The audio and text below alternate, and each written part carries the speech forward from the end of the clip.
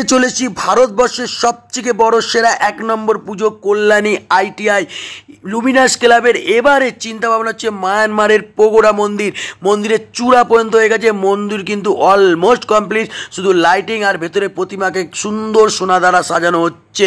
এই পুরো মণ্ডপটি করে তুলেছেন উইলিয়াম সরকার ডেকোরেটর এবং টোটাল ব্যারিকেড দিয়ে কিন্তু কমপ্লিট। এই মন্দিরের উচ্চতা হচ্ছে 180 ফুট এবং দৈর্ঘ্য হচ্ছে রাউন্ড অ্যাবাউট 208 ফুট।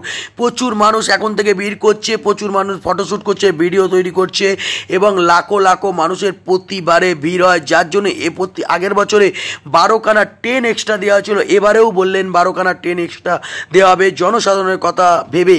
এবং এটি উদ্বোধন হতে চলেছে মহালয়ের দিন। বাংলার মুখ্যমন্ত্রী এটিকে ভার্চুয়ালি উদ্বোধন করবেন, শুভ সূচনা করবেন। তারপরে এর প্রবেশদ্বার খুলে দেওয়া হবে জনসাধারণের জন্য।